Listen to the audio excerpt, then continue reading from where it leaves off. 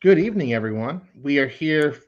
We are all here today. We're gathered here today for the inaugural show for our new channel called the Phins Forecast, where we're going to be talking about all things Miami Dolphins.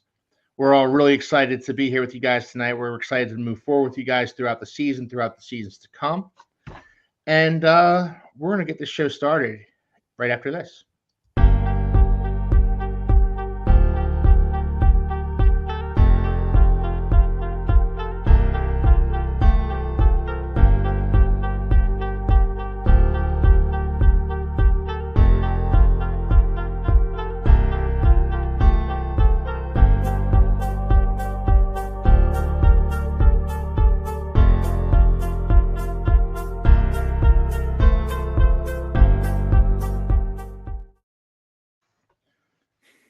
Good evening, everybody. Welcome to the Phins Forecast, our inaugural show, our first show. We're all super excited to be here with you guys. If you guys don't know me already, I am the Philly Phins fan from the Nickel City Mafia channel. I do the AOC Summit show every Tuesday night.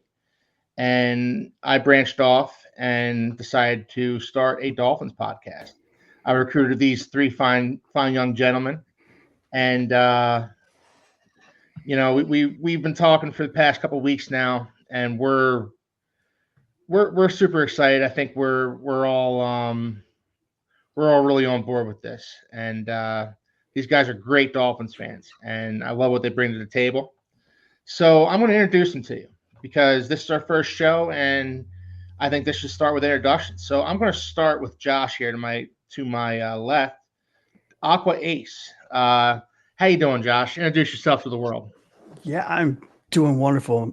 Honestly, it's an honor to be here. I'm really excited for this journey that we're going to be on. I've been a Dolphins fan for most of my life. I mean, since birth. I have a picture of me as an infant in a crib with a Dolphins jersey on, with a Dan Marino jersey on. So, favorite player to date, it's a toss-up between Jason Taylor, one of the GOATs, and, of course, Zach Thomas. Zach Thomas finally made the Hall of Fame. Well deserved. Yes. Long overdue. But yeah, I'm right there with you actually there, Josh. I was always a big Zach Thomas fan growing up. I had a Zach Thomas jersey that I wore like every third day until it just started to fall apart on me as I was wearing it. But yeah, it's great to have you here, and we're gonna have a lot of fun. I'm gonna go around the horn here. Steve, how we doing tonight, man? Good, man. How are you? How are you? I'm good. I'm good. Introduce yourself to the world. Tell me who your favorite Miami Dolphin is of all time. All time. I mean, I could cop out and say Dan Marino because obviously that's the era that got me into being a Dolphins fan. But I'm gonna jump and say Zach Thomas for a few reasons. He's underrated in size, speed, but he was always there at the ball. He was my first jersey. He was kind of one of the first like real hard-nosed linebackers that I got to know. And then obviously as things, progressed, I saw more linebackers play with his style as I've gotten older on other teams. But Zach Thomas for me kind of paved the way for what a linebacker is. And I really enjoyed watching him play.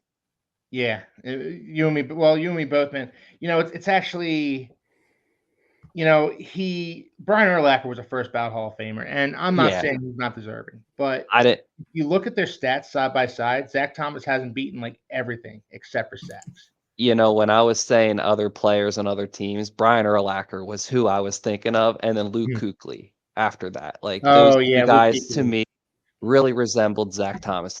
Watching that ball, getting to the running back, running downhill, putting a shoulder into somebody's chest.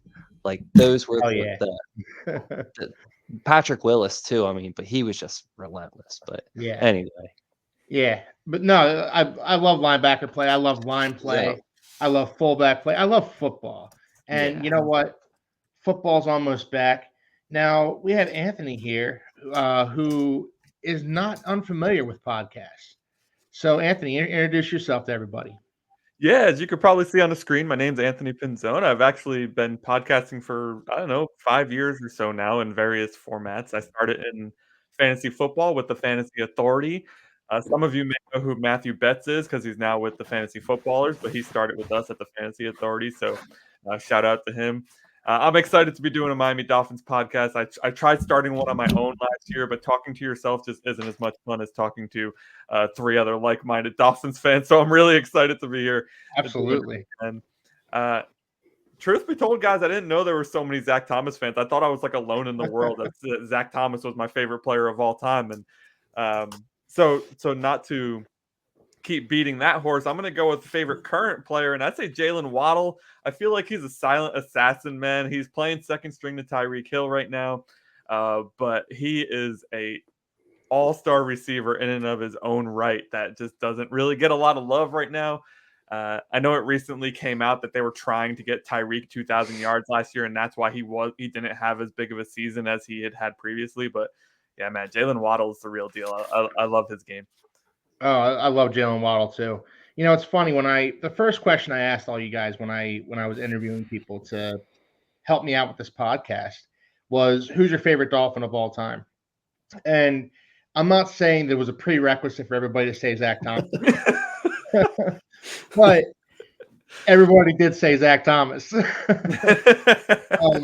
And Anthony, I'm right there with you, man. I thought I was all alone in my love of Zach Thomas. You know, I know Dolphins fans love Zach Thomas back in the day and everything, but like, I didn't realize that it was so universal that like he was our favorite player. Mm-hmm. Not Jason Taylor, who got all the accolades, who won Defensive Player of the Year, had all the sacks. No, it was Zach Thomas, who was in the middle doing the dirty work. Yeah. Chris Chambers is close to my heart too. I thought that name hard, but I threw Zach Thomas out because of credentials. Yeah, understood. You know, there was a meme I saw there's a meme I saw, I think it was on Reddit, and it said all men remember the mid wide receiver that they loved when they were kids. Yeah. And you know, I always, and when I saw that meme, I thought Chris Chambers, Aronde Gadsden. But would Chris Chambers have been mid on a team with a good Drew Brees throwing to him? You know, like, would Chris Chambers have been mid then if we would have got Drew Brees rather than 10 quarterbacks for him? Yeah. We've certainly had a lot of those guys, though. It was like back to back to back. Aronde Gadsden, Chris Chambers, Devontae Parker. It's like, we're just keeping it going, guys. Let's who's next? Easy E is probably the current one, but he just doesn't play. So yeah. Well, we're gonna get into him because we're going to be talking about preseason. So tonight's show, we're going to be talking about the preseason. We're going to be talking about who's impressed us, who's underwhelmed us, and we're also going to be talking about kind of 53-man roster predictions. I'm not asking for hard and fast roster predictions, and I'm also not looking for you to tell me that you think Tyreek Hill is going to make the team. You know, that kind of goes without saying. I'm not sure. Yeah, I mean, you know, he does have a bum hand right now, so maybe he's not going to make it. Now tonight I want to talk about guys who are kind of on the bottom of the roster bubble here, and so let's go through this here. I'm going to start with you, Anthony. Preseason's week 1 and 2. Give me some guys who have impressed you. Let's start with guys who have impressed you. Yeah, I mean, for sure, it was great to see Tua come out, go 5 for 5, 51 and a touchdown. Like, you didn't need to see anything more. I thought it was appropriate to pull him right after that, right? Yeah. It's like he's in mid-season form, so I thought that was fantastic.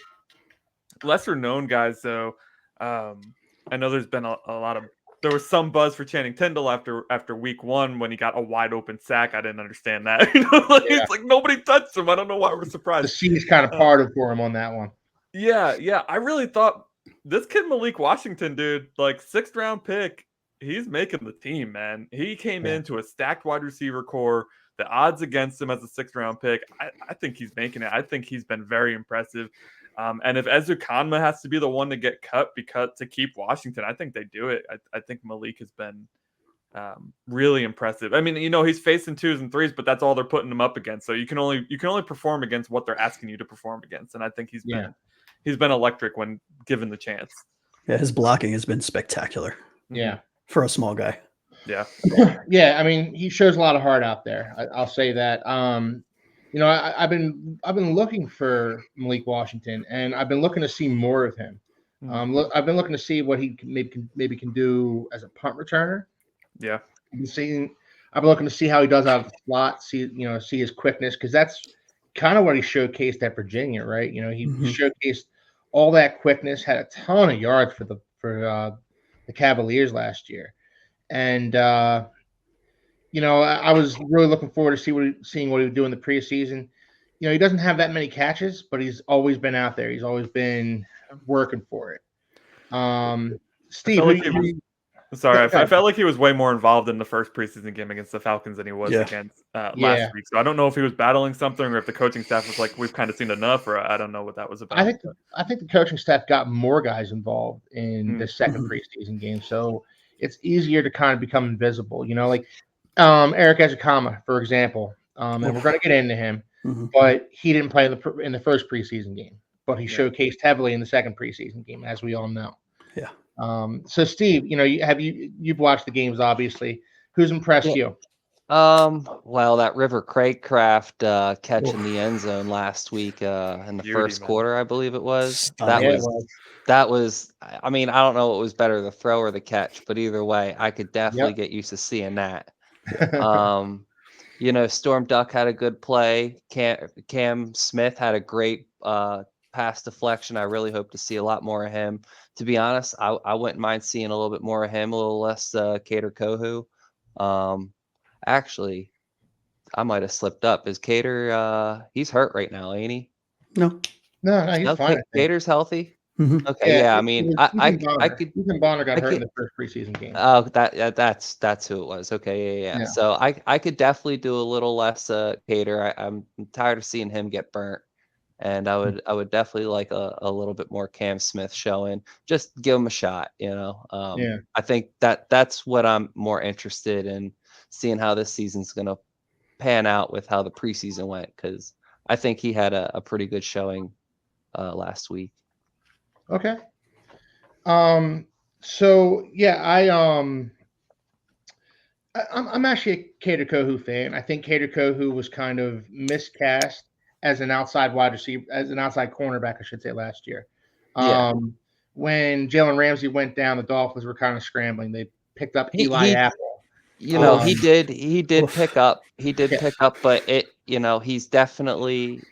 I don't think he belongs on the outside to begin with. No, he doesn't. He's a slot corner. And I just think Cam Smith is just a bigger body, kind of a linebacker player. Same with, and he can do that coverage. He can almost be your weapon X if he gets good at that position. You know what I mean? If he's on your outsides and he's just a regular lockdown corner, that's great. You can find them a dime a dozen. But those weapon X corners, they're hard to come by. A lot of times you get a little Cater Kohu in that spot, and I'm interested in this Cam Smith playing this year. I'm interested in Cam Smith. I'm with you. I'm interested to see what Cam Smith has. I think he's been a little underwhelming. He was certainly underwhelming last year. He fell into Vic Fangio's doghouse really early in the season. Yep. And I'm pretty sure that Vic Fangio's doghouse is one of those places that, it's like Hotel California. You can check out anytime you like, but you can never leave. Yep. So I think he was just kind of, sitting on the bench last year and hopefully learning, hopefully being a sponge, taking some stuff in.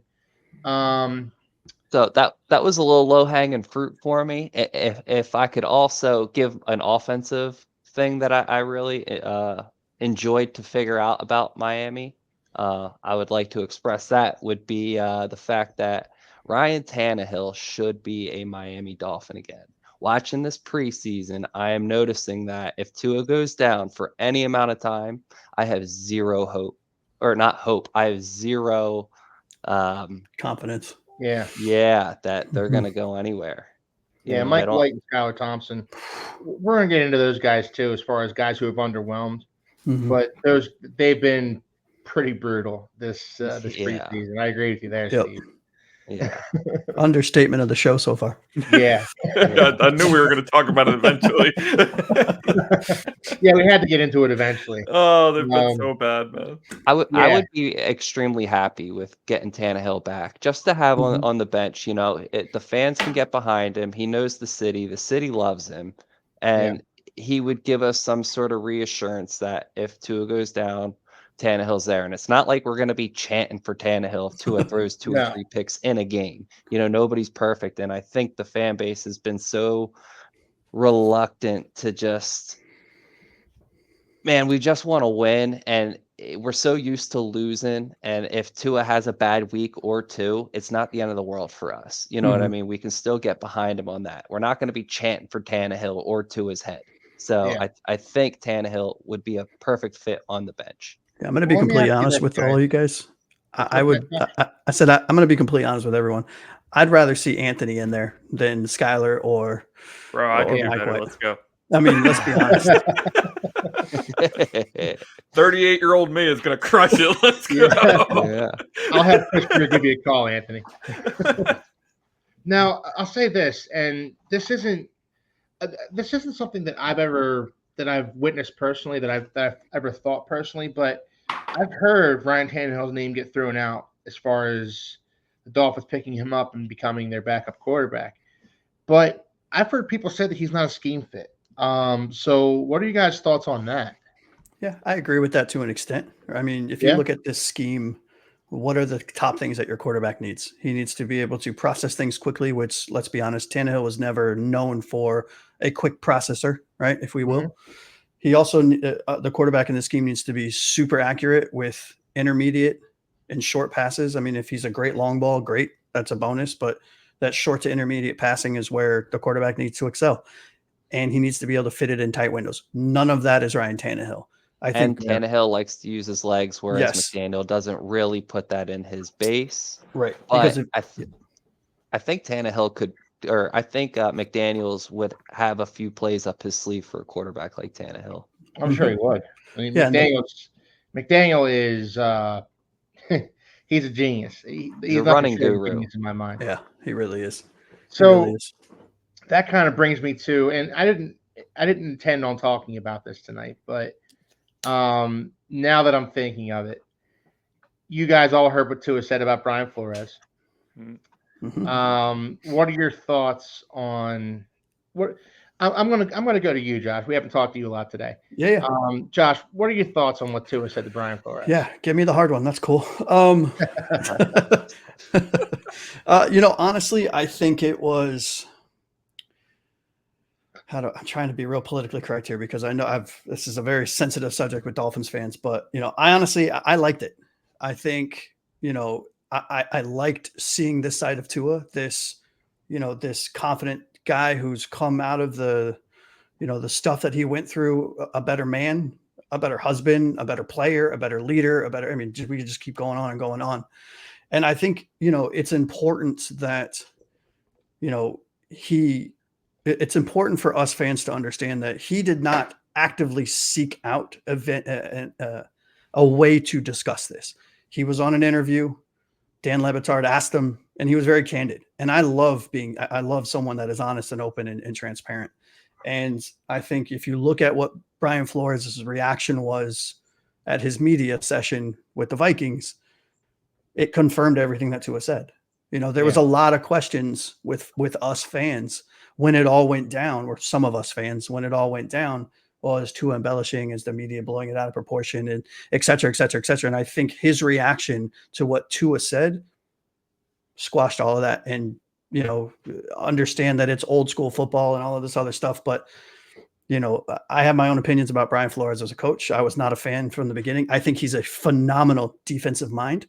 I think he was horrible as a head in the head coach role, because it is a lot more than X's and O's. And I think his response showed. You know what, Josh, I honestly couldn't agree with you more. Now, I liked Brian Flores when he was here because I liked that, the tank for Tua year. The Dolphins were supposed to be terrible. They're supposed to get blown out by teams week in, week out. And they showed some fight towards the end of that season. And that's what Brian Flores is all about right there. And that was an indictment on Brian Flores, But I will say this. He at one point he hired co-offensive coordinators in Eric Stutesville and Charles Godsey, and that was just a really questionable move in my mind. And I just don't think he has an offensive enough mind to be a head coach. I don't think he's enough. I don't think he's diplomatic enough to be a head coach either. You have to kind of be able to.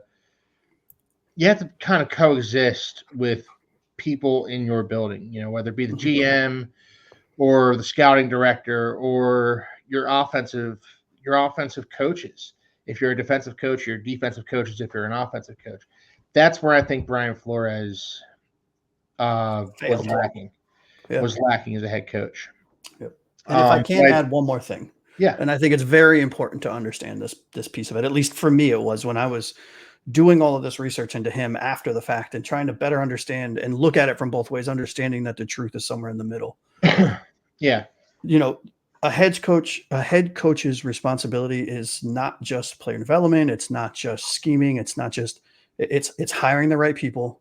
It's understanding your players' strengths and their weaknesses, and how. I mean, I talk to you differently than I talk to my wife, than I talk to my best friend, than I can be brash with one, and I have to coddle the other, and that needs to be understood. But it's also relationship management and networking within the coaching realm. And the reason that we hired co-offensive coordinators is because Brian Flores ran through his proverbial Rolodex of contacts because nobody wanted to work with him.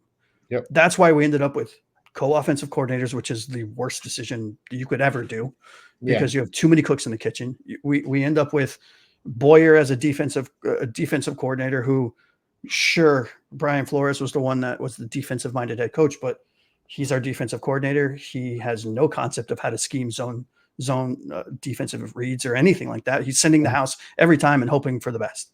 And you just can't win like that. Yeah. I agree. It was all zero bliss with Josh Boyer. And I think once Brian Flores left, it really exposed the fact that Josh Boyer wasn't the wonderkind that we kind of thought he might have been. Steve, do you have anything to add on this one? Yeah, but first I have a question. So I definitely have my own thought about what has happened because I've seen enough of the quote from Tua. But what was the question asked to Tua to get him to say that? That part I'm not clear on. Does anybody know? Yeah. What was the question asked?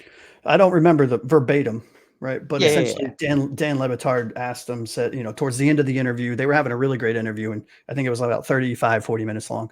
And towards the end, he asked something along the lines of, you as a player now versus where you were before, how did you overcome that? What were the challenges that you experienced, and how did you come out on the other? It was something along those lines. Okay. And Tua just opened the floodgates and was very brutally honest. So that really doesn't even change my answer any. So how I interpret this is, and first I want to say Tom Brady said, "Get over it. It's tough coaching," or I'm paraphrasing, but somewhat along the lines of that. And I kind of disagree because there is tough coaching. That's fine. Steve, I'm going to stop you there. Tom Brady is persona non grata on this show. But I'm about to burn him right here. So he said, tough coaching, get over it. And my theory on that is, you can have a tough coach like Bill Belichick. That's fine. But Bill Belichick never told anybody they sucked. There's tough coaching, and then there's tough on somebody's mental ability to do a job that they're there to do. If my boss is telling me I'm junk at my job every day, I'm not going to perform very well either. So I'm at the understanding that Tua was saying, look, Mike McDaniel's telling me this is the perfect fit for me, whereas Brian Flores is telling me I'm a joke, like I'm not meant to be here. So to me, it's more or less just campfire talk. He was asked a question and he told his buddy how he feels. It just so happens that there's a light in his face with a little recording that's showing the world. And it's not really a distraction. If somebody wants to be distracted, I think we should be talking about why OBJ, not you and me right here on this, but the Dolphins community, they're complaining about this when I haven't really heard a whole lot about why we're paying OBJ to be sitting on the sideline with some sort of mystery injury. Shouldn't we know what's going on with OBJ rather than hiding that and worrying about what Tua's saying about a question he was asked on a coach 3 seasons ago? Well, I'm Like, not roasting. I don't think any of us are going to roast Tua for saying what he said. yeah, but the community is. I've seen a Oh, for lot of sure. the NFL community just burning on Tua over his comments on Flores, and I don't see it. I don't see why they would why it would be a distraction. Yeah, It's something that was probably quick off the cuff, boom, boom, over. The internet's making it way bigger than it needs to be. yeah. That's what the internet does, right? Oh, yeah. that's Yeah. a job at this point. For sure. Yeah, we can get into OBJ at some point, but as far as Tua goes, I liked what he said, and I think it kind of at first it was jarring. It was jarring what he said, and it kind of reaffirmed how toxic things were and Yeah. why it was so imperative that Brian Flores get fired. And Because I was nobody wants confused a about it when it happened. I yeah, was nobody confused about the wants a fire.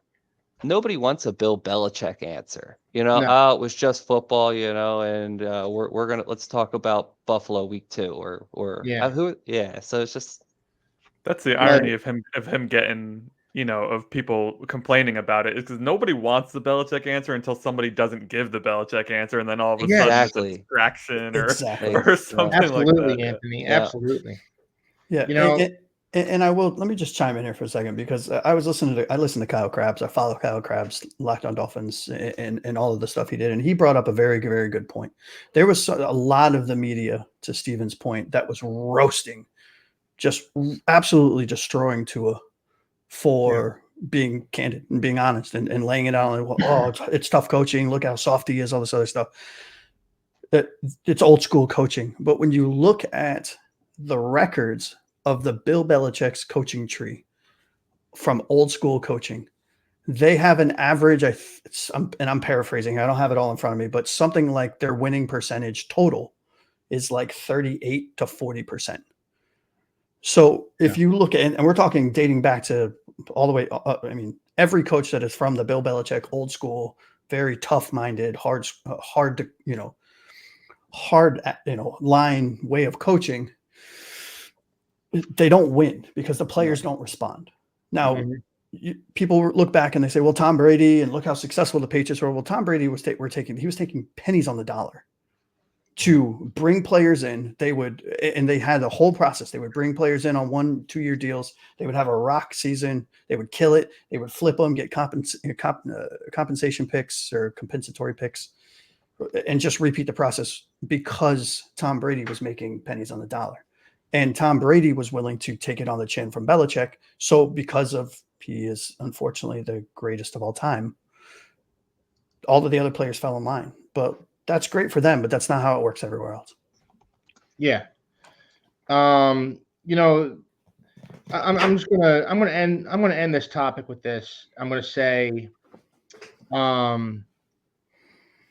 what this whole thing has reaffirmed to me, what this whole thing is kind of made me really think about is how lucky we are to have Mike McDaniel as our head coach. Yes, very much so. He came in and took a quarterback whose psyche was just completely broken. He was beaten down, and you could tell he was just down on himself. And I think that kind of permeated throughout the building, where, it wasn't just the players in the locker room. It wasn't just the coaching staff. It was everybody. There was a reason why Tua was the subject of trade rumors for 2 straight seasons, because of the environment that Brian Flores created surrounding Tua from his rookie season on. And Mike McDaniel came in and kind of just completely flipped that narrative. And it didn't happen overnight. It happened over time. It happened gradually. But what Mike McDaniel did in making Tua into a franchise quarterback, because, like it or not, and I think we all do like it, but like it or not, that's what Tua is at this point. Tua is a franchise quarterback. He's turned Tua into a franchise quarterback. He's turned Tua into a passing yards champion.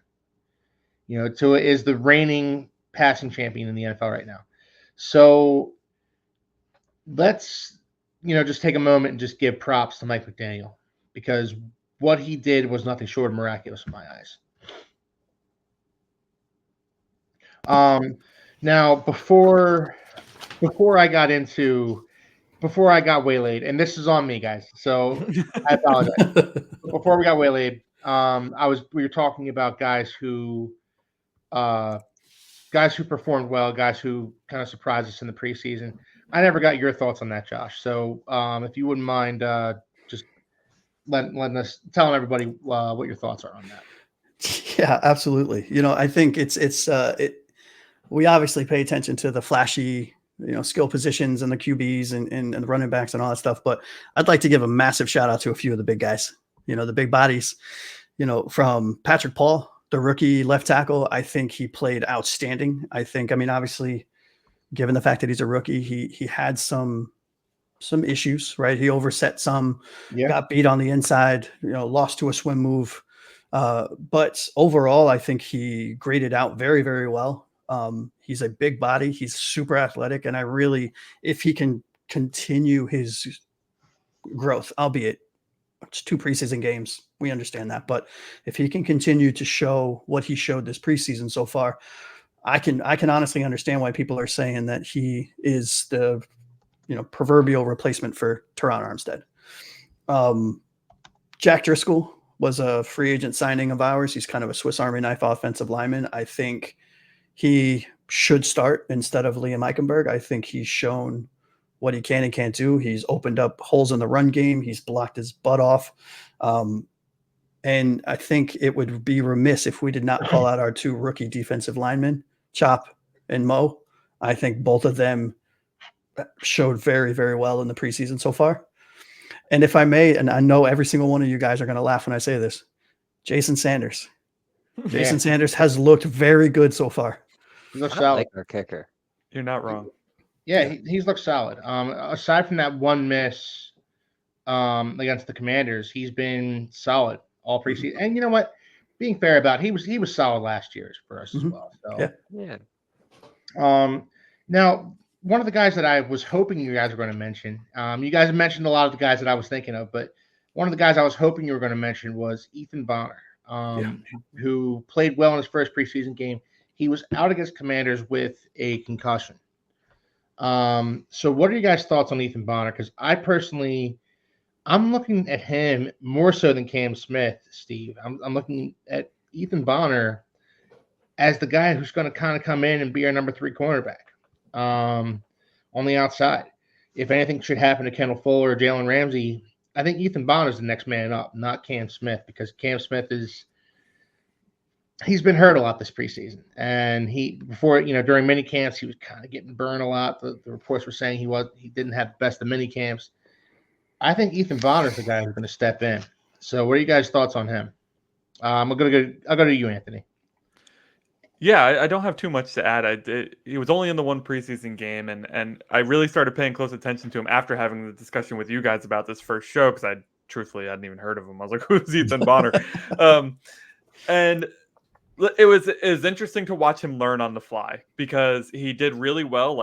He was targeted 4 straight times or something, like a lot in this first quarter, or first time he got out there. And the first 2 he defends really well. The third one he gets burnt down the sideline. So then, what you're watching for at that point is okay, how does he respond? Because they're going to target him again, right? Anytime a corner gets burnt, they're coming right back to you. And the next time they target him, he breaks it up. So I love to see that. Nobody's going to be perfect, and this game is so mental. So if you can shake the play where you messed up and come back and make up for that later on, that's what I kind of want to see out of the young guys, because that's going to get you on the field, right? Being able to have a short memory, as well as your play. Play obviously is number 1, but that short memory thing is not to be, put aside, because you were talking about Tua, and Tua's mindset, right, under Flores, mentally, if you're out of it, then you're out of it. It doesn't matter how physically gifted you are. So to see Bonner come back the very next play and make a breakup, I was very impressed by that. So I don't know if he'll be the cornerback 3, but it depends if you're counting the Kohu as the nickel corner. But I look at Kohu and Needham as guys who are going to play in the slot exclusively. Sure. And he was another guy who I was actually excited to see come back this season. Last year he was coming off the torn Achilles, and I think he's got some of that old explosiveness back. So I think as far as our slot cornerbacks go, we're set with Kohu and Needham. Mm-hmm. But as far as our outside guys go, there is there's a spot open battle for cornerback 3. Yeah. Yep. Yeah, I there's a agree. battle. I mean, I'm looking at it now. Bonner is definitely, like, if you're looking at the depth chart, he's the best of the rest, right? I mean, because you're looking at Cam Smith and Siren Neal, who came over from Buffalo, Storm Duck, who I'm sure somebody's going to talk about at some point, because he's been pretty impressive, and then just some other guys who are way down the depth chart and are probably already on the cut list. So yeah. I also want to get into Chop, because you mentioned Chop, Josh. I actually have kind of a differing opinion on Chop. Perfect. No, he got that tackle for loss in the Commanders game, and that's great and everything. He didn't play in preseason week 1. I was surprised about that. I think he had a minor injury, and Mike McDaniel was just holding him out for precautionary reasons. But he had that big tackle in the Commanders game. But it was another one of those tackles where the seas just kind of parted. The offensive line of the Commanders just kind of forgot that Chop Robinson existed for a few seconds, and Chop Robinson got into the line, got into the backfield, made the tackle. The guy who I was more impressed with, as far as rookie defensive ends go, was Mo Kamara. I love the way he held up against the run. I love the way he rushed the passer. It's been pointed out to me that he's 24 years old, so he should be more polished than Chop Robinson, but he looks more polished. Yeah. He looks like he's a pro already. He's got that nasty power to speed switch. It's disgusting. It's great. And I'm really looking to Mo Kamara. So, like, when I look at our edge rushers, our defensive ends right now, our stars are obviously going to be Jalen Phillips and Emmanuel Ogbah / Bradley Chubb when Bradley Chubb does come back. But after those two guys, I'm looking at Mo Kamara more so than I'm looking at Chop to be the next guy off the bench. Do you think Ogbah makes the team? Sorry to cut in there, but I mean, this was a guy who was, like, last year was venting hard his frustrations with the coaching staff, then doesn't get signed until very recently. So, like, I think he's more of a scheme fit for this. Yeah, exactly, Josh. I agree. I think he makes the team. He was venting about the coaching staff, but that coaching staff is gone. They're in Philadelphia now. And honestly, good riddance. I was fine with Vic Fangio coming to Miami last year, but now that he's gone, and now that I see what Anthony Weaver brings to the table, and I see his scheme, which is a much more attacking scheme, much less of the Vic Fangio bend don't break.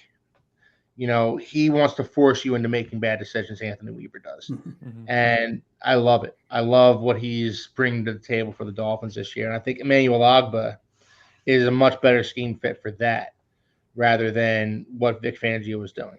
I think also Emmanuel Ogbah brings that veteran leadership that the Bradley Chubbs and the Jalen Phillips would, given how young that a lot of those defensive linemen are from the edge, with Mo and Chop and a few others. And I really do think, he's shown out really well in the preseason as well in the limited snaps that he's gotten to. And in practices, all of the reports are that he's making play after play. Yeah. I mean, 2 years in a row with 9 sacks, he fell completely off. Yeah. Well, what's the common denominator, right? Yeah. Yeah. And, I understood the Dolphins trading for Bradley Chubb when they did, drafting Jalen Phillips when they did. Jalen Phillips is a stud. The fact that he's come back as soon as he has, it's nothing short of remarkable. It's a super soldier. Yeah, absolutely. He's built like a Greek god. He's built like Captain America, man. But he's back, and I think I fully expect him to play week 1. I don't know that he's going to play his full snaps, the full, his full snap count. But that's where guys like Mo Kamara come in. That's where guys like Chop Robinson comes in. I don't think, but again, I don't think Chop's ready. I think Mo Kamara is much more ready to contribute to this team than Chop is right now. I can honestly see Chop being on a relatively low snap count for the season, but still producing 5 sacks. I have him at 5 sacks. I could totally see that. Yeah. You know, there have been guys on Nick and Slinny Mafia. Shout out to Mike. But he wants to bet on Chop Robinson to be the defensive rookie of the year. And Yikes. I've been telling him all preseason, No, pump the brakes on that bet. Yeah, do not do that. No. I mean, it would be wonderful. I mean, yeah, let's be honest. Don't get us wrong. Absolutely. Yeah. I have a question for you guys. Yeah, that likely means Chubb doesn't come back if he ends up being rookie of the year, right? I mean, Yeah. Yeah, and on that note, Anthony, I don't know if Chubb comes back regardless, because if you look at when Phillips needs to be re-upped. I think the same way that they did with the Waddle contract, Waddle's big money kicks in when Tyreek's contract is over and you have a 1-for-1 swap. I think they're going to take that same approach with Bradley and Jalen, in my opinion. Well, I mean, like even this season, like if Chop is dominating, that means he's had more playing time than we thought he was going to get, and he's either earned it or he had to be put in that role because, because Chubb never came back. But Yep. I got a question for Steven. Marcus May. Yeah. I have been very impressed with his play. What do you guys think? Well, I don't. So that's one of them Weapon X type of players that could be, because I don't see him taken from Jordan Poyer. Now, Jordan Poyer's at the end of his career, so in the long run, he could play in that spot. But I'm hoping Javon Holland stays a Miami Dolphin for the rest of his career. Yeah. If you want to take Marcus May and put him down in that nickel spot, which I don't know how he would do with a man coverage, he's a safety for a reason. Could you do him as a floating linebacker? I don't like our linebackers to begin with, so I think it would really help. I'm not a big fan That's of a hot take. Yeah, I'm not. I like David Long. Jesus. But to be honest, Jalen Phillips is he's a defensive end to me. I mean, I like him as a stand-up linebacker, but when he's on the line, he's a beast. And Jordan Brooks, not a fan? I don't know. I mean, that's fair. We'll see. I think we have the third or fourth best linebacker group in the AFC, in my opinion. So I am super high on all of them. So I'm not big on the 3-4. I think that's my problem. I don't like edges like that. I think it leaves too many holes in the center. So when you have 4 linemen down and you have the 3 linebackers in the gaps, I feel like it's easier to stop the run than when you have your linebackers spread out. I don't know. I think it's easier to pass on 4 linebacker squad. I think you're hindering your pass defense. I don't like it, but at the same time, hey, if that's what works for the defensive scheme that they want to go with, then by all means. But I like that old school heavy middle linebacker. Got 2 fast outside linebackers and a deadly front 4. That's what I like. That's what I wish we would go to. But we're a little smaller and faster, which is fine. That's something that I can get behind. Porsches win races. I like that. And just for the record, I have Marcus May as my 4th safety. I have him behind Elijah Campbell, but I think he makes this team. I think he's a good. So I haven't seen a whole lot of them, but reckless, I think, is something that you could put by his name a little bit, and I think that can get you in trouble if you're the last man at defense.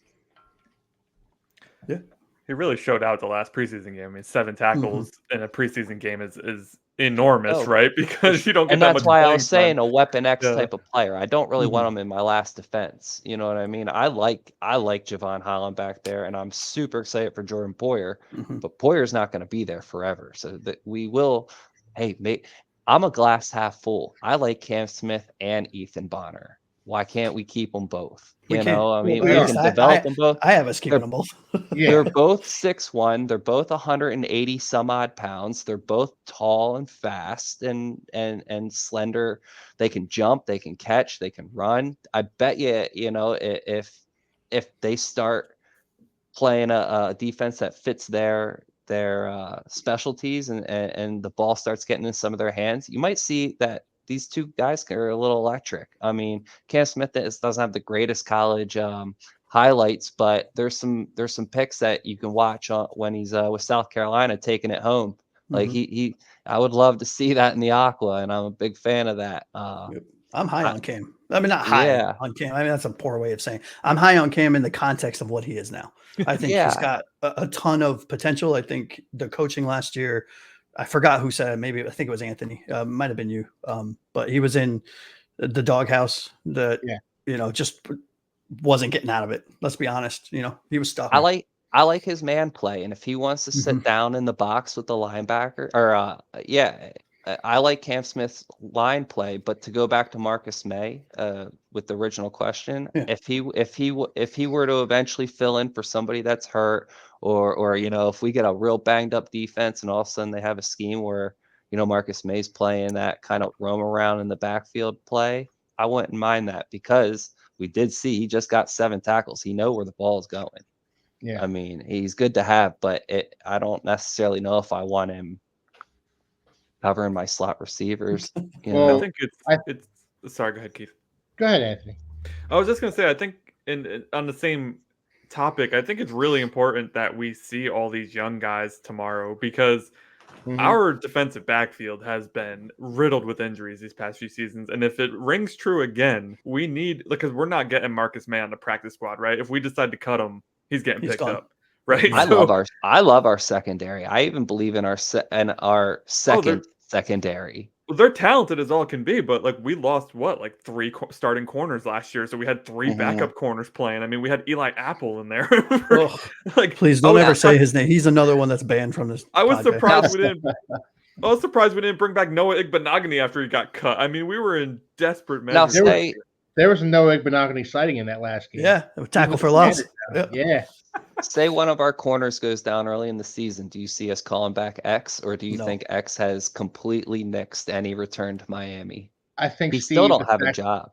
The fact that he doesn't have a job is really telling. That's what the league is telling you. It's time to retire, right? I mean, like, if you can't. Or he has offers and he just doesn't want to play for the vet minimum, which I could see as well. Somebody just got Stephon Gilmore. Yeah, Stephon Gilmore just went to Atlanta, right? Yeah. Was it Atlanta? Maybe it was. I know he got signed, and he was a guy that was kind of on my radar as a guy that the Dolphins could potentially pick up. Now, as far as the Marcus May question goes, Josh, I agree with what was said. Titans? Okay. Vikings. Oh, Vikings. Okay. As far as the Marcus May question goes, though, Josh, I do see him making the team. If for no other reason than the Dolphins picked up Jordan Poyer this offseason. Love the signing, but he's shown his age a little bit in Buffalo the last couple of seasons, and he has shown an inability to stay healthy in Buffalo the last couple of seasons. The Dolphins are going to need some help at safety, and I think Marcus May is going to provide that for them. No. Keon Cross and Eli Apple both still available. Yeah. No, that's a hard no. I'm good on those guys. I'd rather just not have a player. Guys, 3 of our starting corners are still available on the free agency. Think about that. That's just such an indictment on how bad the injury was for the Dolphins secondary last year. And they were starting guys. Javon Holland was hurt last year, and Xavier Howard and Jalen Ramsey. It does warrant being said that we need a little more luck on the health front this season if we're hoping to be competitive. It warrants being said, but it also kind of goes without saying. So we're going to move on to the next topic here, guys. Guys who underwhelmed for you. So give me a guy who underwhelmed. A guy who you weren't too impressed with, who you were hoping to see more from in these first 2 preseason games. I'll start with you, Anthony. We haven't heard a lot from you tonight. Yeah, sure. Let me break open the old textbook over here. So this one's low hanging fruit, but Willie Snead, why were you here? I mean, he can't block, he can't catch, he can't run a route. It was the most useless signing I've ever seen. And Odell too hasn't played a dime, but we're gonna keep him on the roster. Like Steve, I completely agree with you. Odell, you won't see him until the playoffs. It's unreal. Well, keep in mind, Mike McDaniel has a history of keeping players from themselves, like protecting them from themselves. And if he's nursing something, like we don't need him to play in the playoffs, like or in the preseason. We know what he does. That's true. Yeah, but come on. I mean, I live in New York, so I see Odell all the time. He's always been more of a figure than he's been a good player. Like, Yeah. back to when like he hasn't been good since he was punching the kicking net and getting hit back in the face. So it's been a while. Who do I want to see more? I mean, God, there's so many, which is a bad thing to say, but because we have them doing pretty well this preseason. Certainly the backup quarterbacks, we talked about them already. Both are throwing less than 50% in the preseason. That is absurd. Like, what is happening right now? Considering we have like such a deep wide receiver pool, I don't understand how that's possible.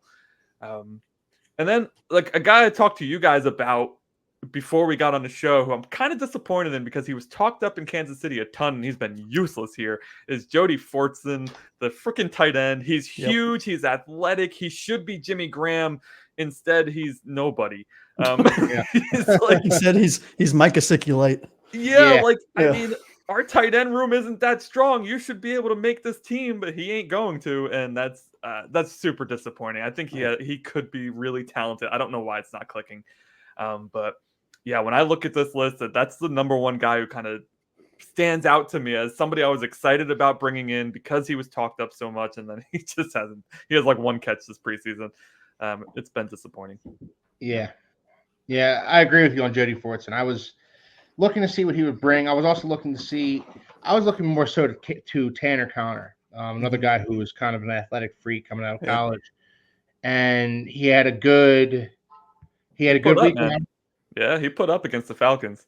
But he's been hurt since, and that's kind of been the story of his career thus far. I have him last out on my 53, and it was hard. It was so hard to let him go. I know. It was so hard. Man. But it was between him and Julian Hill, and Julian Hill has been a monster. Not going anywhere. Yeah, he's not going anywhere. Julian Hill's a great blocker, and that's something that the Dolphins need, especially if they're going to run the football this season. They're going to need Julian Hill out there blocking for their running backs. So I also had Tanner Connor not making the team. I was a little underwhelmed with him. I've been underwhelmed. I've been underwhelmed with Duke Riley. Quentin Bell was supposed to come out and ball out in these games. We've been hearing nothing but great things about him throughout the mini camps and training camp, and he kind of does a disappearing act during these games. And I've been looking for him, but I haven't really seen much of him. Ain't that training camp, man? Ain't that training camp every year? Yeah. So he's another guy that I don't have making the team, unfortunately. Same. Also, it also doesn't help that Jalen Phillips came back when he did. Yeah. Steve, who's underwhelmed for you? To be honest, man, I think the preseason altogether is underwhelming. I don't want to sound glass half full or half empty on this, but I can't get behind it. Once like the starters and the players that I'm getting ready to watch play for the season are kind of through playing, I seem to, start helping the wife or picking up around the house, making dinner. That's what I started doing on the last game once, halftime hit. It's just like it's players that I hope I don't have to see throughout the season, because if I do see them, and this is the kind of football I'm going to have to be watching, it's going to be a miserable November, So, but to I guess get down to certain players. I mean, we've already talked about the quarterbacks. That was pretty tough to watch. I would I mean, we already hit the Willie Snead and Odell Beckham thing. That was pretty tough to watch. But I would probably say the absence of Chop Robinson. Channing Tindall, I'm hoping to see a little bit more out of what we saw with the Atlanta Falcons game out of him. But even I'm not so hot on the whole secondary offense that we have and the secondary linebacking core that we have. That to me was kind of underwhelming. Like the whole Willie Snead. What is he there for? Why is he taking up space and thought process? Like, we're talking about a player that he should be where X is. He should be where Eli Apple is. I mean, just honestly, a camp body. Yeah, playing golf. if he makes the practice squad, it's because he learned the playbook quick. It's Yeah, I think all in all, preseason itself is a little underwhelming for me. Week 1, I can't wait. I mean, the second that happens and our starters are in and the engines are going and the grass is freshly painted for the first time, like I'm ready. This is kind of like the tease. You know what I mean? It's having everybody sing happy birthday and just looking at the thing. Like I want to dig in. all right. That's so funny. Steve's hilarious. All right. So I'm gonna go to you here, Josh. Your picture's a little fuzzy, but I think we can still hear you. sorry. Who's on for you? Yeah, we're in the middle of a storm. My apologies, guys, for the bad reception here. But for me, Jeff Wilson, Channing Tindall, Duke Riley. I mean, a lot of the folks we've already said, but very, very underwhelmed with Jeff Wilson. I think he's off the team. I think we carry three backs. I think he's gone.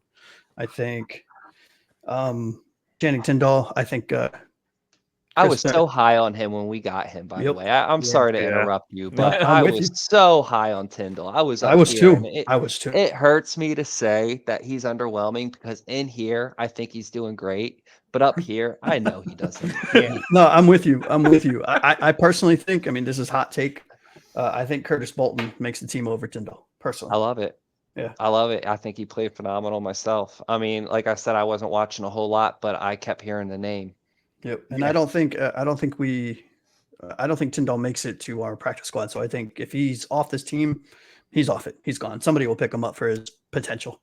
Somebody in the AFC East too, because it always happens. Yeah. It'll be the Jets. Trying to get them inside notes. Yeah. I saw Tyndall sack and it was like, oh, cool, Channing Tindall. It's almost like when your favorite baseball player is like at the end of his career and he's hitting like 190 and he gets a seeing eye single and you're like, you're cheering like he just hit a home, a grand slam. And Channing Tindall got a sack that in all honesty, like nobody touched him. I'd have ripped that dude down. Gotten that sack. All the analysis on it was hilarious. People were like, "Oh, this is a real sack. Like normal people can't get a sack like that." I'm like what? He just ran straight. I mean, the C's part of the tackle went left, the guard went right, and he just ran right through. He can throw the hell out of that needle. Oh yeah. Anthony, you had a question for the group. Yeah, so I'm seeing a name here. I have the depth chart up on a screen to my left, and I didn't even know this guy was on our roster because he's literally done nothing in camp, in preseason, and all of this. I'm going back to wide receivers because I love them. Anthony Schwartz, where are you at? Roll call. Like, where has he been? No, he's not making the team. No, he's not making the team. I mean, I'm like, this is a guy who, when he was on Cleveland, I really liked him. He used to show out in the preseason for Cleveland, and I was like, man, this guy, he could be one of those guys like Cordero Patterson that they use just kind of in these different roles, and because he got a little bit of explosiveness. Maybe he just isn't that great at the route tree, or he doesn't pick up the playbook that well or something. I don't know. Shocked me to see him on the roster. Had no idea. He has done nothing. So he won't be making the team, but sorry, Anthony Schwartz, where are you at, man? Yeah, you'd at least think you'd see him with like the 3s and 4s, but even then, he's been the invisible man out there. Now that makes you wonder if Mike McDaniel's offense is that hard to learn, because with Willie Snead's speed and with Schwartz, I've seen it too. I mean, he's done really well with mediocre quarterbacks in Cleveland. Like, is it a play thing? Is it something that they can't grasp? Because I mean, they are professional. They can do everything that they're supposed to do to be in the league. So it could be a tell of, hey, our starters are great and also low key brilliant. What I mean? And it's a timing offense where Tua is throwing to a spot. If you're not in the spot, like you're the whole offense is gone. Right. Yeah. And I also think it'd be remiss of us to not mention, we've all criticized our backup quarterback so far in the preseason. So understand that, they might have been in the right spot, but if True. Skyler's sailing it 15 yards above his head, he's not making a catch. You know what I mean? Yeah. That's the crazy thing, is that these teams have somebody watching every player on every play and like, okay, how did he do on this play, right? And like, there's no way for us to watch all that. Like, we all have full-time Challenge jobs. and accepted. You know? I don't need a paycheck. That's fine. I was hoping. I saw Anthony Schwartz on the roster. I was hoping to see more from him. This has been, I think, what it boils down to with Mike McDaniel's offense, the Mike McDaniel, Kyle Shanahan type of scheme, is that it is notoriously hard to learn, and that's kind of been one of the worst kept secrets in the NFL, is that this is a hard scheme to learn, hard scheme to master. But I don't think that's the issue with Anthony Schwartz. I just don't think Anthony Schwartz is an NFL player. I think that's what it boils down to with that guy. So we're going to move on to our final topic of the night. I'm going to start with you here, Josh. Final topic of the night. Give me a guy, a fringe roster guy, who you see, a surprise guy who you see making the roster. I got two of them. Okay. Chris Brooks over Wilson Jr. Okay. And Curtis Bolton over Tyndall. I know I spoke about it earlier, but yeah, I think Curtis Bolton's play at linebacker has been with the lens of what he is and where what he's done and everything this preseason and in training. It's been very surprising. It's been a breath of fresh air seeing him play, seeing him just all over the place like a bat out of hell, and it's been very refreshing to see a linebacker. And Chris Brooks, I think I don't know if we carry four running backs. I think between Raheem, Devon, Jalen Wright, who I'm very surprised none of us had mentioned, he has had a phenomenal preseason so far. And Alec Ingold, I'm not necessarily sure if Chris Brooks even makes this team. I personally, on my 53, have him making the team over Wilson Jr. Due to injuries. I think we need to carry an additional running back, given Raheem and Devon's propensity for injury. But he's been good too. I like the Chris Brooks pick. I like Chris Brooks. I actually went in the opposite direction from you, Josh. I have Jeff Wilson making this team over Chris Brooks. Oh, blasphemous. Get out. No, I do. I know. I hear you, man. But why? What is your reasoning? Because Jeff Wilson has been in this offense for a long time under Kyle Shanahan and now under Mike McDaniel. Mike McDaniel has shown that he likes himself from Jeff Wilson. Yeah, but I guess my rebuttal to that would be, then why hasn't he done more? Well, because he's behind Raheem Mostert and Devon Achane. Yeah. When Jeff Wilson's gotten the opportunity to play, he's shown, he's not gonna, you're not gonna get big gash plays out of a Jeff Wilson like you would out of Raheem Mostert or Devon Achane. What you're gonna get is confidence. You're gonna get a sure-footed, sure-handed ball carrier who's gonna hit the hole and do things right. And the only way I see Chris Brooks making this roster over Jeff Wilson is if the Dolphins decide we want that element of power in our backfield. We want that bigger, stronger back, rather than Jeff Wilson, who does nothing spectacularly but doesn't do anything badly either. And that's kind of how I see it going. I thought Jeff Wilson wasn't going to make the team last year. And then coming out of camp, Mike McDaniel had him making the team. I think we have to take into account the fact that Mike McDaniel likes Jeff Wilson and trusts Jeff Wilson. And I think that's something that we have to really it's just something we really have to look at here. And I like Chris Brooks. This isn't a knock on Chris Brooks, but I think Jeff Wilson gets the slight edge over him. The guy who I have making the team, who's a roster bubble kind of guy, is Storm Duck, who's a guy that, we haven't really talked about a lot in this show thus far, but he's played some good football and he's got some swag out there as a cornerback. And you want that out of your cornerback. You want your quarterback to have little bit of swag, a little bit of confidence, and Storm Duck certainly has that. In addition to having the best name in the NFL, let's be honest. Best name. I'm buying a Duck jersey if he makes it, bro. We're going. So Anthony, who do you a roster bubble guy? Yeah, I really hope. Like, so by the way, I just want to talk about Duck a little bit because I was watching his highlight reel, and like sometimes you can just tell when a guy looks good. He just looks so smooth out there. He never looks like he's lost or scared or like he looks smooth. I hope he makes the team, man. I know that they're getting rated based on way more categories than any of us are looking at, but like I hope he kind of makes the team there. Hand it off to me. Sheesh.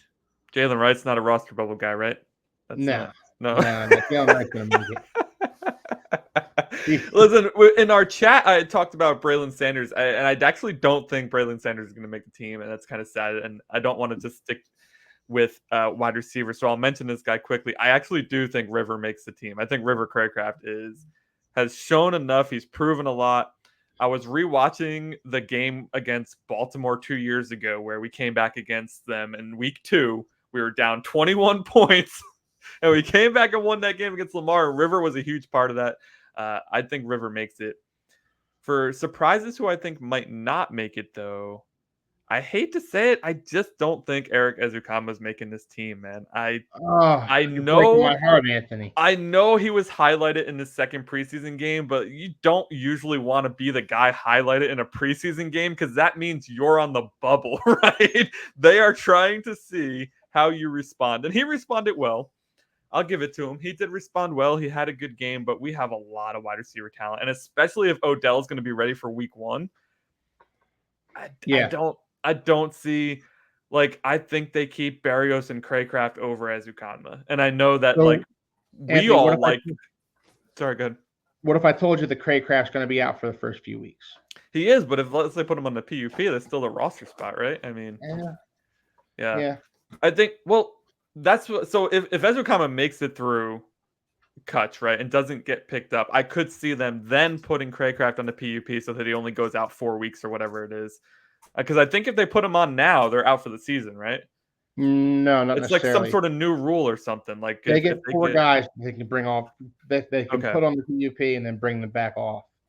I think that's 4 guys that they can do that with throughout the season. You know what Ezukama reminds me of? I don't know if you guys saw the comments from Dennis Allen. I know it's a different team. It's the Saints.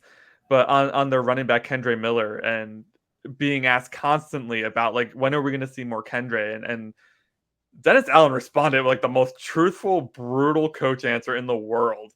He's like, yeah, he's got a lot of talent, but I haven't seen him pick up the playbook. So unless he can get his head around this playbook, then you're not going to see more Kendre Miller. And I just feel like that has to be the case with Ezukama. I'm pretty sure this is year 3 in this system, right? Mm-hmm. So, like, if you haven't gotten on that field by now. Last year we lost Jalen and Tyreek for a little bit, right? We lose River and Berrios every year because they just seem to be made of glass.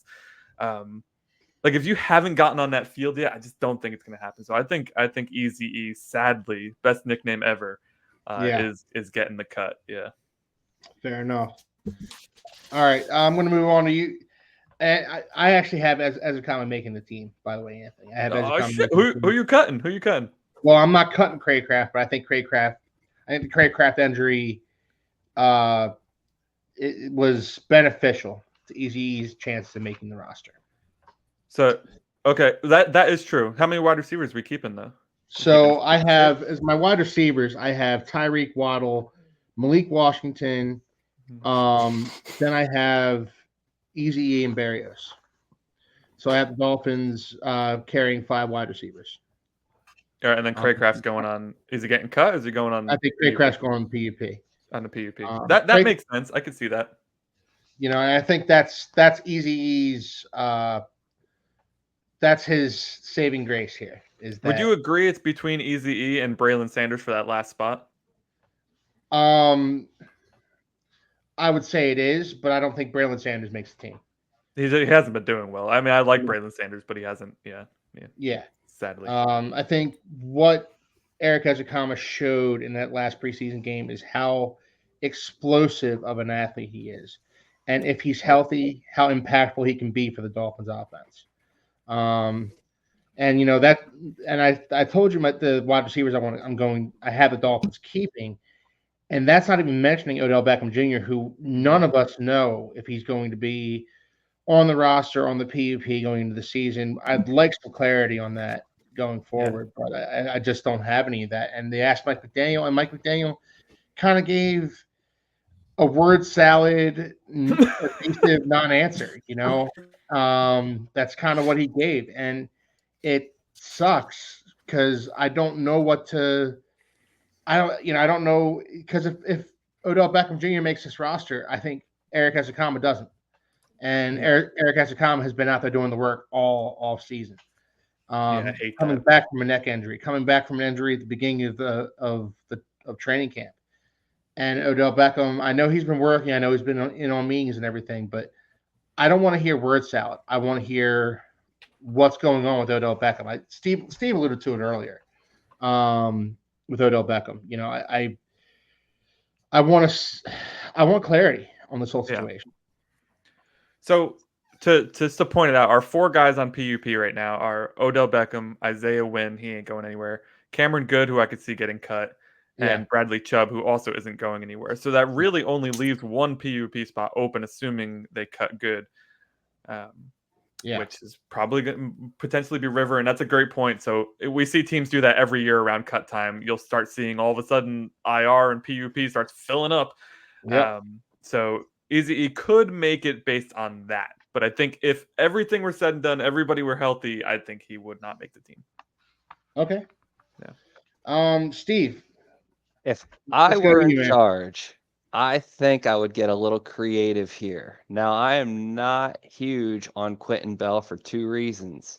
3rd year, 3rd team, hardly any tackles. He's an outside linebacker. We could probably get rid of him and keep my boy Channing Tindall. Let him just do what he does best and attack the quarterback. We don't need him in middle linebacker playing a little zone pass defense. We don't need him spying a quarterback. I want this man rushing the ball or getting after the running back, the quarterback. That's what I want out of this guy. I think he can be a player that, we still have hope for.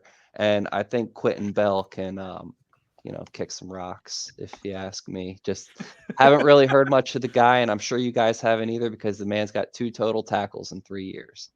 Well, he's been a practice squad guy. He's been bouncing around, but he was a guy that earlier on in training camp that they were saying he's looking great, and that was so hopeful, if for no other reason than Jalen Phillips was out and Bradley Chubb was out, and there was kind of a vacuum at the outside linebacker position. And as Shaq Barrett retires, and Emmanuel Ogbah comes back from the dead, and we need outside linebackers. And Quentin Bell kind of felt like a guy who could sneak into this roster.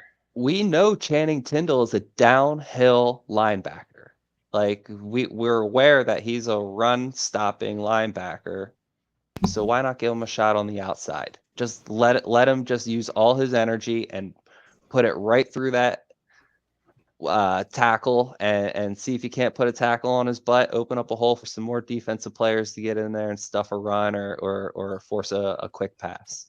Funny enough, I was thinking about linebackers before I went back to receiver for like the 3rd time this episode because I apparently love receivers so much. But I would much rather have give Tindall and Bolton a chance than keep Duke Riley again. Exactly. And watch him continue to get burnt.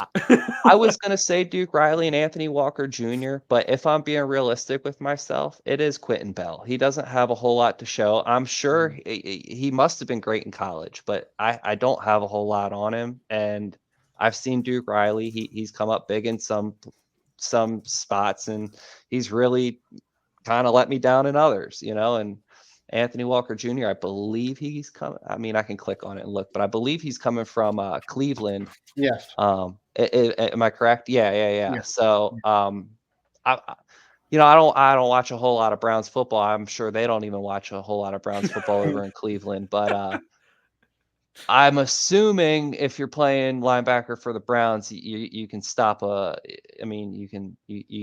pretty good because you're on the field all the time. So give him his shot. But I would love to see us keep Channing Tindall.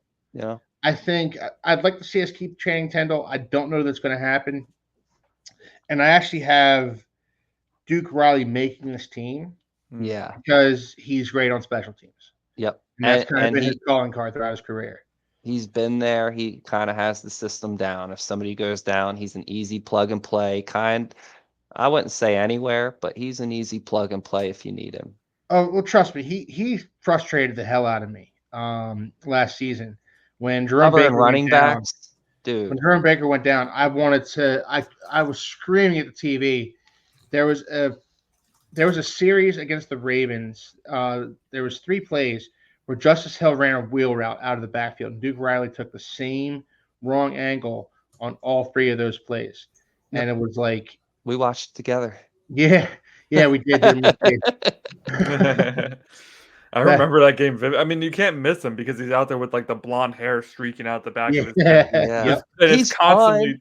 yeah. He's fun. I like that about him. He's definitely fun, but him covering a running back one-on-one down the sideline is not what you want to see as a Dolphins fan. well, and that's why I don't. That's another reason why I don't like the 3-4 because you have too many linebackers out there. At that rate, he has to cover. Who else is who? What do you want, David Long to cover? You know. I don't think he'll be out there in his 3. I think it's going to be Long and Jordan Brooks. Yeah. That's what. Yeah, but in a coverage situation, like all right, I've seen him cover enough that I don't want him covering anyway. I don't want him. I don't want to see him anymore. I just don't. No. Give me the guy who I won't even notice he's out there and Channing Tindall over the guy like over Duke Riley. Yeah. All right, we're gonna try and keep this at an hour and a half, guys. So I want to get into one last thing. Are there any surprise cuts that you guys have? Like, I'll start with you, Steve. Is there anybody you see not making the roster that conventional wisdom says is going to make the roster? And I hate to say it because I like him. I really do. And I know Mike McDaniel likes him. When he has the ball, he's electric with it. But I'm going to say Jeff Wilson. Our running back by committee is way too big. And I hope we wouldn't cut him. I hope we would give him an opportunity to cutting him, you still let him go. But I would like him to give us an opportunity and for us to give him an opportunity to go where he wants, but to allow us to trade him somewhere possibly, keep him, trade him. Just because, you can get something for him. It's not like cutting him doesn't make sense. Signing him and trading him kind of does. But what can we get for him, Steve? You can get picks. What's wrong? What's wrong with the 6th? What's wrong with the 7th? Like, I don't think anybody's giving us anything for Jeff Wilson. No. I don't think that's happening. I don't think we're getting anything for him, man. I think, especially if he's the end of the roster kind of guy. Yeah. The team's going to say, why would we trade for him if you're just going to cut him and then we can negotiate with him at our own leisure? Yeah, well, then you don't cut him. You keep him because he is somebody that still produces. He's somebody that when you do put the ball in his hand, he's giving you 6-7 yards. I mean, you scheme for him. He's not pushing it up the middle. You have certain plays that you put the ball in his hands, but when it's in his hands, I mean, he makes fireworks. Yeah. I think there's something there for him. Anthony, any surprise cuts for you, man? Man, I don't think it's gonna happen, but this guy is real toxic in the Dolphins community. He's got some fans, but he's got mostly haters. I don't think anybody knows who I'm going to say. I'm saying Nick Needham could be a surprise cut.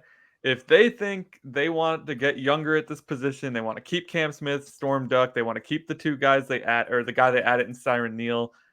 What if Nick Needham gets cut? I don't think he's that good that he couldn't get cut, but I also don't think we're going to cut him. But I'm just I'm looking and who have we not mentioned and who would be a surprise? I think Nick Needham would be a surprise. I like thinking out of the box here, Anthony. That's a pretty good one. It's a bold statement. Yeah, it is. And we've gone through a bunch of cornerbacks on this roster, and Nick Needham could find himself being the odd man out. I don't know. That's a like Josh said, that's a bold statement, man. Hey, if I'm trying to think of somebody who would actually be a surprise, right? And is yeah. What if I said Benito Jones? Nobody would be surprised, right? Yeah. It would be a surprise to see Nick It would be Bellamy. for I me. think it's a great answer. I just, unrealistically, it would be nuts, but I don't think he's going anywhere. I don't think he's so good that it's impossible. No. Okay. Yeah. Josh, do you have any surprise cuts for us? Yes, my Wi-Fi cooperates with this nasty storm going on. I actually think that Storm Duck, River Craycraft, and quarterback all get cut and miss it by the slightest of margins. Just so we're clear on what Josh said there. Josh, you broke up a little bit. Josh was saying that Storm Duck, River Craycraft, and Isaiah Johnson don't make the roster. The surprise cuts. By the slightest of margins, yeah. Understood. I'm hoping for Storm Duck, man. I think Storm Duck, and it's not just because of his name, although that helps. Yes, it is. But it's not just because of his name. I think because I like how he plays this game, man. I like how I love having a cornerback with swag and confidence. That's not everything as far as a cornerback goes, but it's a lot of it. You have to have that confidence that no wide receiver is going to beat me. No wide receiver is better than me. And I see a little bit of that in Storm Duck. It's really cool to see. It's a Jalen Ramsey quality, if you will. And River getting cut, that would just break my heart, Josh. That would, I'd hate to see that because I love River Craycraft. I love the chemistry him and Tua have. Those two seem to be simpatico on a lot of plays, where he just knows where to be and Tua knows how to find him. If only he could stay healthy, I think he could be a really good number 3 for this team, and we wouldn't have any need for Odell Beckham to even be in the building if he could stay healthy. Dare to dream, Keith. I have an off the wall pick as a secondary if I could. I believe Emmanuel Ogbah gets cut by the middle of the season. Oh, I said that before, right? I asked if he was going to make the team. No, I think he'll make the team, but I think he'll be underwhelmingly disappointing. I just don't think he's going. And I think that I don't have a whole lot of faith in Chop because he's got 22 tackles throughout his college career or something like that. There's totally just not enough evidence that he was worth a first round pick, but I think that's what they're going to have to do just to get him that playing time. I think Ogbah is going to just he was at the end of his career last year. I mean, to think he's back again this year is kind of funny. I mean, I just think at some point he's gonna take his ball and go home, and they're just gonna cut him. He feels like one of those guys that we like more than we should. Like he was a relative nobody in Cleveland, and then he comes here and he gets 2 seasons in a row with 9 sacks, and we're all like, "Oh my god!" But he hasn't done anything since, right? I hope he fits in the new scheme, but I'm with Steve. I wouldn't be surprised to see that happen.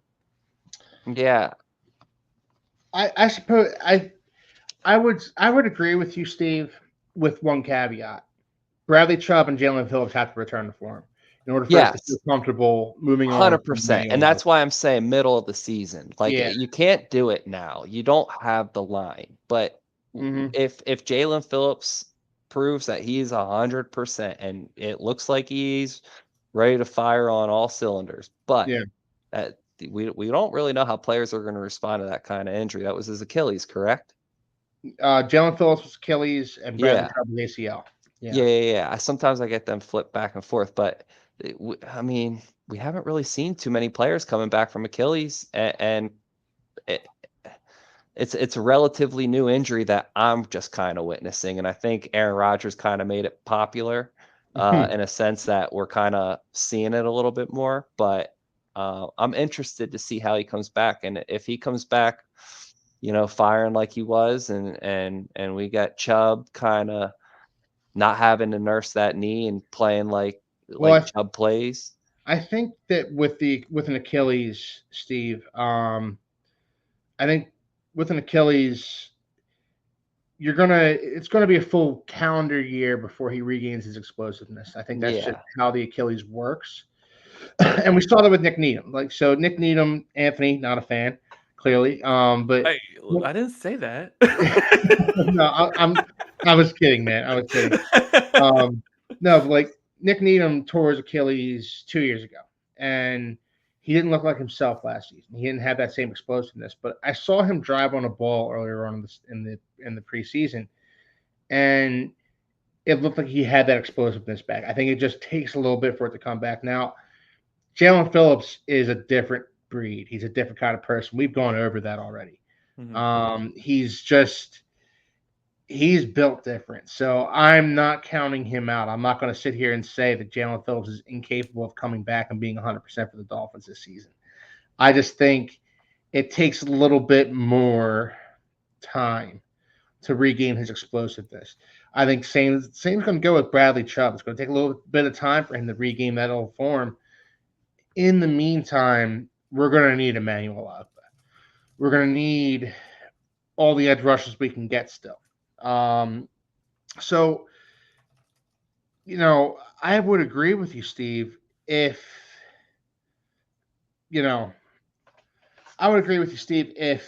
those guys return to form. Yeah. And we're saying that makes surprising. Ogba expendable. Yeah. That would be surprising to a lot of people, a player getting cut in the middle of the season who started off as the starter. Yeah. So look, guys, we're nearing an hour and a half here, and to anybody who's new to the show, because you're going to be new to the show, you're going to be new to the channel because this is a new channel, brand new channel. But to those of you guys who are new, we're going to try and keep these shows to an hour to an hour and a half, and we're going to try and bring you guys content every Wednesday, not Thursday. Every Wednesday night, we're going to bring you content, and we're going to do a new show for you, a new topic. Next week, we're going to go through predictions for the upcoming season, record predictions. We're going to go through game by game and do record predictions. It's going to be a lot of fun. I'm really looking forward to next week, guys. So final cutdown day is on Tuesday, the 27th. And we're going to find out, the roster. So we're going to analyze that as well. So, we'll see who's right, who's wrong about all that kind of stuff. And look, guys, every week we're going to bring you content here on the Phins Forecast channel. Every week we're going to bring you content. It's going to be a lot of fun. And so if you like what you saw, please like, subscribe, and leave some comments. Yes. Yeah. Click it. Yep. Leave some comments, and you leave some comments. We will answer whatever comments you have. So, look, guys, from the Phins Forecast, I am the Philly Phins fan. Fins up. Have a good night, guys.